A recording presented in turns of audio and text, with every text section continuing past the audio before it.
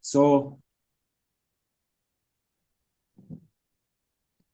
welcome to our channel, Moto Mouths Uganda, where we talk about defensive driving, how to operate your car, how to maintain it, and so many other things to do with cars, transport, road systems, and so much more.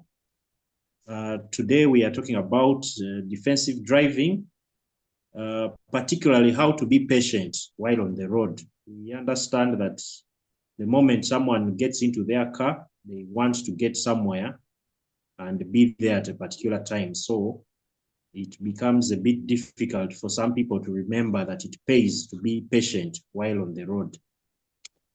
We have engineer Ivan to take us through this session on the best practices while on the road. Yes, Ivan. Yes, good morning, everyone, and good morning, Alan. Thank you for inviting me over for this talk about defensive driving. Once again, let's get straight to business. Today, we are going to dwell on patience while on the road. We normally have traffic jam and all sorts of other delays, frustrating situations which happen to us on the road, and we need to stay patient and avoid making rash decisions. But that's not easy when you actually have deadlines to beat or, requirement to be somewhere. But you need to keep wondering, is shaving 2 minutes off your trip, your 10-kilometer long trip, what the potential harm caused by you crashing or causing a crash? I have seen most people in the early mornings, rush hour, they are rushing to take their children to school. Some are rushing to their workplaces because there are penalties, they have to log in, and even a school can, I know some schools impose penalties for late dropping of children. So someone is trying to avoid a penalty of maybe 5K or 10K, and they cause a crash. If it doesn't maim life, if it doesn't maim you or take your life, you may cause a crash that is worth maybe 500K or even a million shillings. So we need to weigh these things when we try to get into the mode to rush. It's human to try to make up for lost time, but sometimes it's quite risky behavior. When you cut corners, sometimes you end up not saving any time at all. Yes, but when we are patient, we are more likely to make responsible decisions and avoid risky behaviors. We are able to maintain focus, and all this contributes to road safety, improve road safety. And it all comes down basically to patience. So the theme for today is going to be being patient while on the road. It may not be easy, I know. I've been there many times, many times. But we need to understand that it may cost us eventually. It may cost us more time when we rush. So we need to reduce on aggressive driving, aggressive behaviors such as speeding, tailgating, or weaving between the lanes. These are actions which increase the likelihood of accidents. I have a story of a friend in the UK. I went clubbing with them, then we separated, we part ways, only for me to hear the next day after my shift at work. I found out that he had spent the whole day in the coolers, and guess what he had done when we parted ways? In the early morning at about 5 o'clock, the guy was tailgating a police car The police hadn't even noticed him. You know, he was kind of driving steadily, I believe, because the police never noticed him for anything like weaving or anything. But he tailgated a police car. And then the police turned around suddenly at, I think there were lights. You know, they went around and got behind him and turned on their lights. And then when they stopped him, I think they checked him and he had drunk a few. So they kept him for the rest of the day. So that Uh, was, I believe that was extreme tailgating. If you can tailgate a police car. And I don't know what the impatience was about. For me, when I left in that morning, I had work in a few hours. So yeah, we did those things when we were young. I wouldn't do those now. I know they are not good things, but such is what we did. So whenever I talk about tailgating, I remember that incident. You wanted to say something? yes, for the benefit of our viewers Yeah. or subscribers, tailgating is when someone drives so close to the car in front of them, Yeah. almost making the person uncomfortable. It Yeah. is it's the same when The person who is being tailgated, the driver in front. yes, it's Yeah. even like walking. If someone walked behind you and they were so close, you would get very uncomfortable. So Yeah. it makes it easy for someone to crash into the car ahead because they are so close. In case of any slight braking, you are Mm. going to smash the rear end of the other car. Yes, And and there is also something on the other hand called brake checking. Somebody comes and overtakes you and mm, intentionally brakes in front of you mm, so that you also brake. You know, it's kind mm, of like an argument using cars. Tailgating is when you creep up behind someone and you get too close to them, and then brake checking is when you overtake someone and then suddenly brake intentionally to force them to also mm. brake. All these now from being impatient, it's very, very easy to go into what we call road rage because brake checking is part of road rage. Apologies for that. Uh, yeah. So can we continue? Yes, we can. Yeah. So we also need to learn to respect speed limits. Patience helps drivers to resist the urge to speed, especially when running late or on long trips. I hinted on this earlier. Driving at a safe legal speed gives us more time to react to hazards. That's the essential reason why speed limits are in place. So if the authorities have put a speed limit of 50 kilometers an hour on a road, there has been a study which has determined that that is the best speed. It may not be the best speed for everyone, but generally it's the safest speed for everyone, be them trucks or motorcycles, to be able to react to hazards which are expected in that area.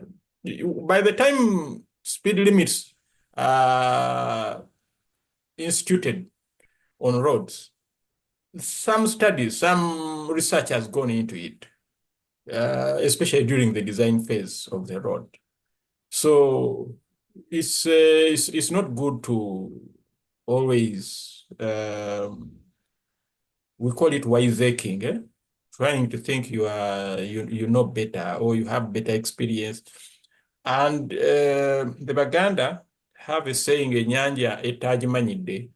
So once you think you're a very good driver and you can take certain risks, if you do it long enough, eventually it gets you.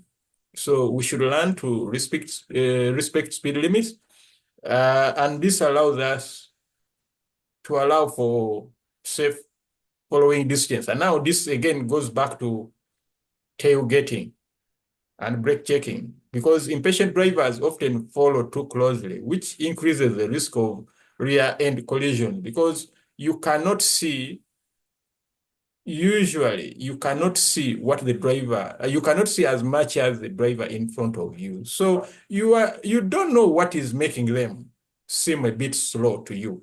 According to you, this person is driving unnecessarily slow, but there may be reason. There could be children crossing, there could be livestock lying in the road that you cannot see, and then you follow too quickly, they react to the hazard in front, and you don't have time to react, and you end up rear-ending them. Rear-ending is when your vehicle impacts the vehicle in front of you. And I think it is a standard, I think it is a standard scenario in courts.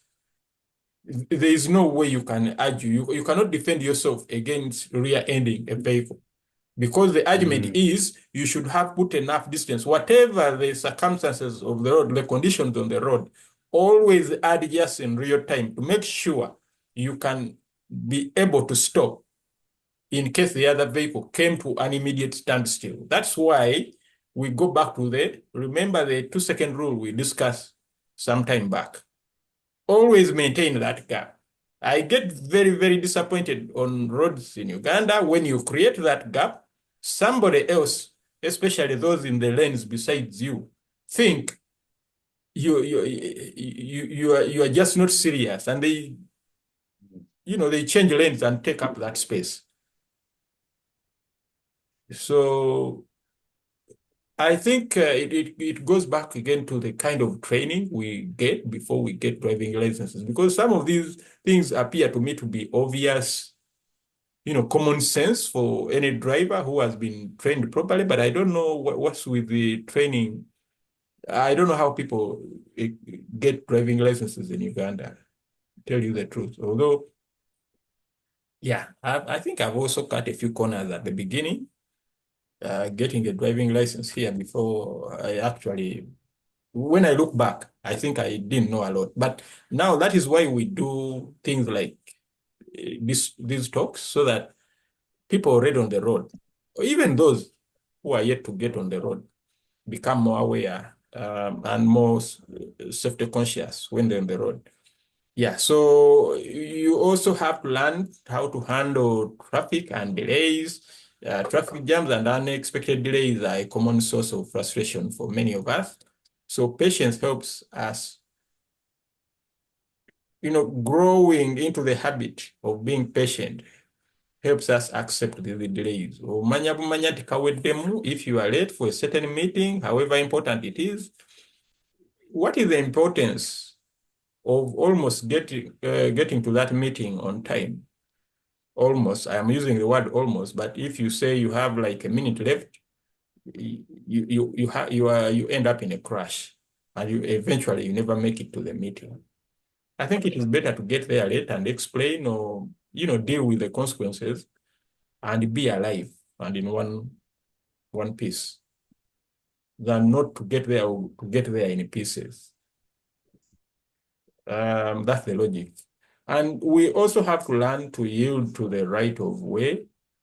If you considered a normal trip for any normal driver, say they are commuting to work, there are so many junctions where you are the one on what I would call the minor road, trying to get into the faster or bigger road, and you are allowed into traffic by other drivers.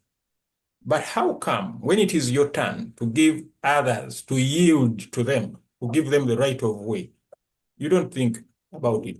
There are many times in traffic, I've noticed, you give someone a way who is in a tight position and they really need to merge into the traffic. You give them a way, only for you to move 10, 20 meters. Now this guy is ahead of you, and you see that same person denying another driver getting into the road, denying them an opportunity to get into the traffic, to merge into the traffic. It's not a good thing. And then again, we have to this again will bring road rage. I hinted on this earlier. Road rage can come from so many angles, but one of the biggest is impatience. It's hard to develop road rage when you are patient, when you are not, because most times when you see somebody, you know, trying to get ahead of you, if you are patient, you just let them be and let them go. But if you don't, it means you are also impatient. So you are going to keep countering this person, and sometimes it doesn't end well. We know so many times it doesn't end well. So it is good to allow drivers it is good to allow yourself to stay composed, avoid retaliatory actions, and focus on your own safety instead of reacting to the behavior of others. You can let them go. And believe me, if you're on Ugandan roads and you drive for even 10 kilometers through Kampala, you know, you have already met probably a few thousand individuals, some road users. Road users could be pedestrians, cyclists, other drivers, cops, anybody who is on the road using the road. But by the time you get to your workplace or you get back home, you've even forgotten these individuals. You don't even remember a single one of them. And life continues. So why would you, when you encounter just one single person who is annoying you, why don't you give that up? Because this one person can turn your day or life into hell. So it's okay to ignore the bad behavior of other road users because it de-escalates the situations where you end up in road rage and attendant problems. Yeah, so, and I've also noticed some other people get into problems when parking and maneuvering. When they are impatient, you have driven all the way for maybe 100 kilometers, you get to the final parking place, and you are impatient, you park badly, you end up maybe scratching cars, and now, yeah, you are going to have you are going to have time wasted and even resources to put this right. So this patience follows us to parking and maneuvering, not only on the open road. And even the other thing is when you are impatient, it's hard to adapt to changing weather or road conditions. The conditions on the road can change, sometimes suddenly, sometimes gradually. But because you are impatient, you don't even notice that, and you get into a crash. For example, we don't have black ice here, but in temperate areas of the world, in winter, you have maybe rain trapped somewhere. It rains, and then overnight, you have freezing condition, and then you have ice developing. It's called black ice because it's very hard to see, especially in the very early morning hours of 5, 6 o'clock. I've been a victim of that, I think, twice while in the UK. Once I was in a bus, I was a passenger, and and the other time I was the one driving in Hertfordshire. So it is a real danger. But here you can have the equivalent of black ice can be muddy conditions at night, especially that you do not anticipate, or when driving through flooded areas, you can end up, we've had people die in incidents when they drive into ditches in flooding conditions. So it's possible that because of impatience, you are not going to notice these changing road conditions and adapt to them. If you don't adapt to changing road conditions, that dangerous conditions, you are going to end up becoming a victim of those conditions. So again, patience plays a critical role here. When you are patient, you are able to observe your surroundings, in this case, the road, more, and be more observant of the hazards around you. So, and for that reason, even pedestrians and cyclists can be hazards for you as you're driving along. They are hazards to themselves and you as well, because when you crash into them, if you don't notice, many times when I I leave the vehicle at the airport and I'm away out of Uganda for a few days. When I come back, pick the vehicle, the first few kilometers from the airport are very nice because there are no border borders. So where most of the time where I'm coming from, border borders are few, and that menace of border borders weaving into the road are not there. So my mindset changes for those few days. So when I come back, by the time I reach Kitoro, the border borders have now started coming. I have to adjust my brain again that now I've come back to this place and it's a place full of these border hazards. So if I'm impatient and I'm rushing, I may end up first crashing into a border before I realize, oh, I'm back in border country, and drive accordingly. So it's good to be patient. Like I said, the theme today is going to be patience, patience, patience. Yeah, so pedestrians and cyclists can be issues to us on the road. They are issues to themselves, but also to us, because when you impact them, there is no running away from it. You are going to have to deal with the crash. And then it also allows us to anticipate others' mistakes. I don't know about you, Alan, but for me, I've learned whenever I see a taxi, a matatu, I kind of have learned how they drive. I think actually I can drive a matatu now because I can almost anticipate what they are going to do. They zap off the road. They stop so suddenly. Sometimes they stop in the middle of the road to pick passengers by not going off the road fast. You know, sometimes bakuita kubisanya. They come like four taxis racing, especially on the highways. If you have driven from Iganga, by the time you get to Jinja, you have seen so many cases of kubisana. So when you see them in the mirror, you just know, yeah, leave those guys to pass. Don't try to, to compete with them. Yeah, and also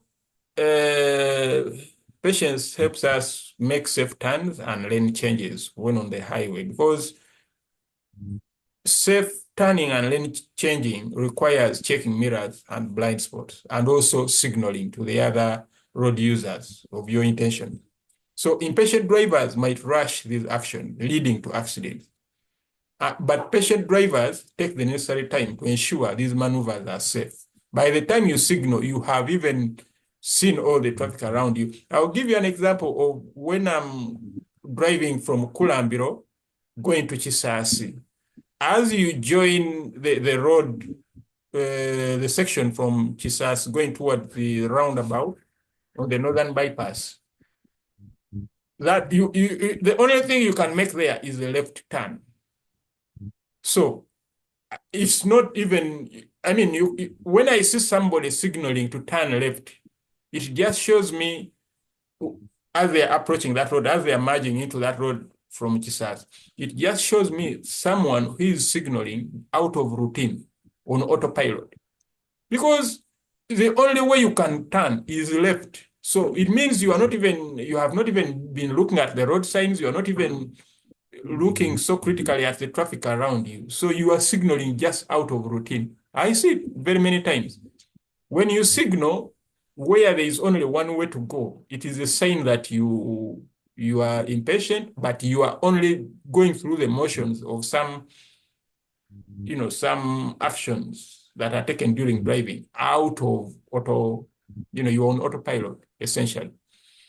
So you are not studying the conditions around you. Yeah, so patience on the road helps prevent accidents, bottom line, reduces stress and fosters generally a safer environment for all of us on the road. And it encourages responsible driving behavior, like adhering to traffic rules, maintaining a calm attitude, and focusing on safety while reducing overconfidence. Yeah, that's all I had to say about this. I don't know if you have any comments about it. I know I've been a little bit wordy and you kept a bit quiet, so I was wondering whether I was whether it was boring or anything. But I think we have about 10 minutes left. Yes, I wanted to bring in also the aspect of courtesy. When you're it is one thing to be patient, but also to be courteous. Like you gave the example of when you let another driver to join the traffic or to join the lane.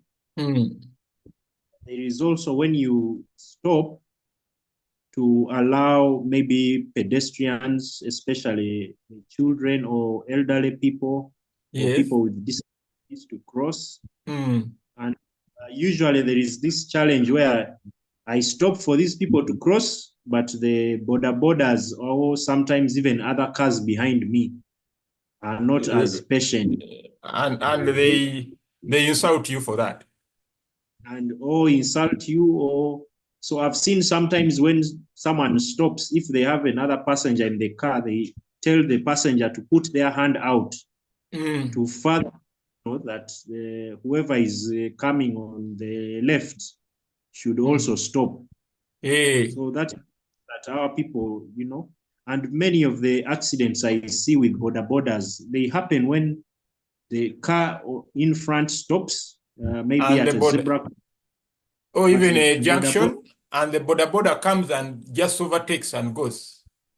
yes, At traffic lights. even At traffic lights, it's even as if the traffic lights don't apply. But the most dangerous aspect of border just meandering and causing accidents I've seen. You know the Mukwano roundabout? It has now become a habit. When you are yes, coming from Mukwano side, from Musambia side, watch out. mm, These guys cross from Electoral Commission side yes, without going around the roundabout. They go around the roundabout the wrong way. And you know how it started? Because I have observed this over time.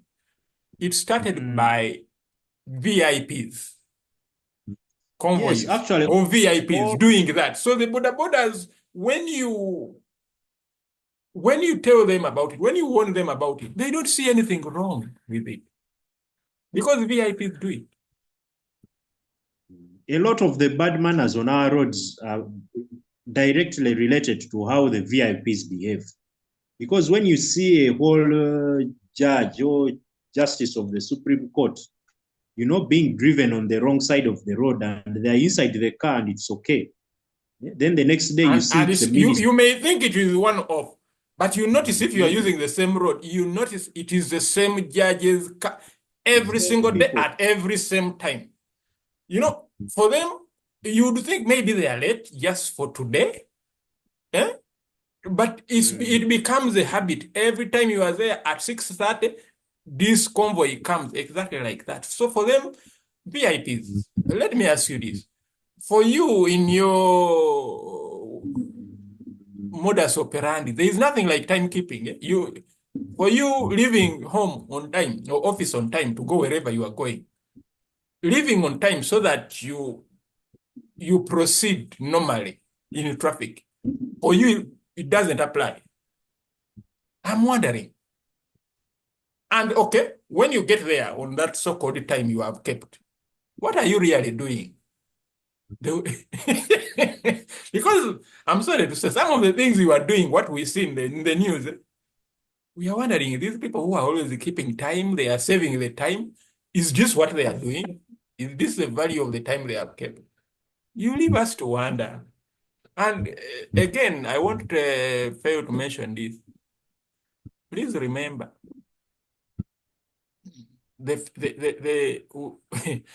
I have to say this. We, the guys who are pushing off the road, we are the one paying for your money. I'm a Pay for the taxpayer. I'm a taxpayer in Uganda, so I will tell you that I pay for your fuel. Kambarangire, I pay for your fuel. I pay for your wages. I pay for the vehicle and other things, medical care or whatever. You guys have to be courteous to us. At least be patient on the road. It's very annoying for me to be delayed to go and work for your taxes, for the taxes which feed you, and you push me off the road. It's quite annoying. Yeah, you are still saying, I don't know, you sort of interjected a bit, but I think you also had a lot to say about it. yeah. For me, my issue was that one, that when you're driving in our roads, Kampala, most of Uganda, it seems you have to adapt to certain extra ways. So it is not enough for you to stop, for example, at a zebra crossing. You may have to put hazard lights. You may Yeah. have to put your hand outside. And then it can be hit by the same border. When you put your hand out, the same border rushing to cross the junction may hit your hand. So for me, I leave them. They go to their fate. I've seen so many of those accidents. There is a time I was on Ginger Road, round up near, you see that road coming from National Theatre, Parliament. Crossing, Yes. when you're on Ginger Road, going into town, going to Kampala Road. So there is that road crossing from National Theatre, crossing to Uganda Railways. Yes. So they stopped us to let traffic from Parliament National Theatre side. Yes. This border came from behind us, from near Uganda Airlines office. He just crossed without double checking, and there was a Toyota Corolla Chikumi coming from, because the policeman had beaconed to those vehicles to start crossing, so they also started rushing. This guy had a young lady. It was a gore sight. And the policeman, out of frustration, he went and slapped the injured border guy. I was very sorry for the girl because she limped off with obvious injuries. But the border guy, I think he was also injured, but the policeman first slapped the guy.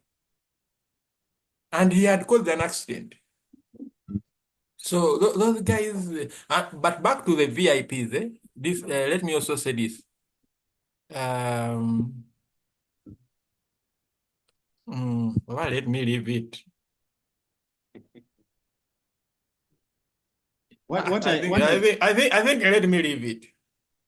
What I can say about the VIP patients is sometimes you are driving and then there is no room for you to maybe go on the side.